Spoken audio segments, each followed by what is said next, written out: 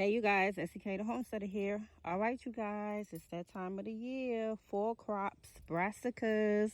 All right, you guys. So I got a few of my grow bags sewed up, and I actually put these two variety of cabbage, Charleston Wakefield cabbage, and the spring Chinese cabbage here.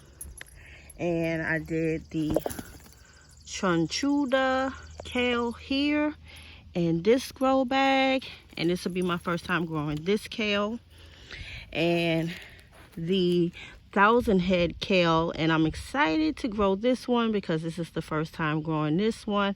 I cannot wait to taste these, and I hope they get just as big as they are in this picture. And also the beautiful curled scarlet kale. I'll be growing that, and I'm hoping and wishing for great germination of these seeds. Over here we have the China Express cabbage, and I'm thinking this is the first time I'm growing these variety of cabbages as well. Usually I do transplant cabbages. I haven't had a really great harvest when it comes to cabbage.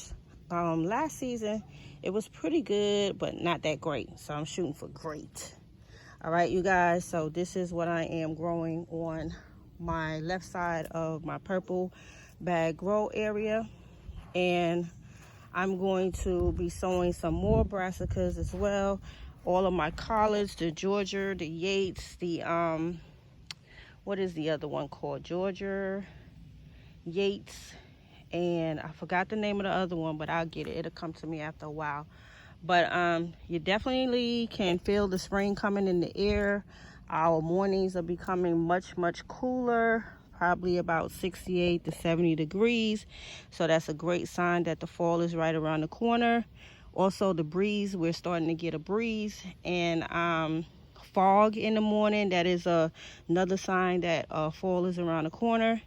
And we all know that this has probably been one of the hottest seasons for us as far as homesteaders, and it's been a very challenging year for us all. I know right now I'm seeing a lot of heat exhaustion in my yard with, you know, the cucumber vines and the tomatoes. The peppers are looking exhausted, but they are still producing, so I'm still able to get a harvest still on my peppers, my okra, and some of my tomatoes.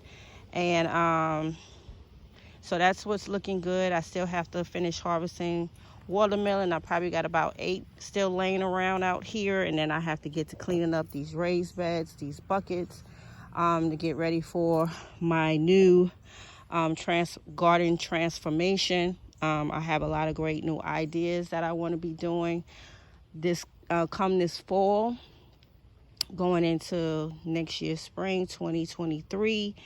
I want to homestead garden easier, so I will be making a lot of changes come this fall into spring to make it a whole lot easier on my homesteading.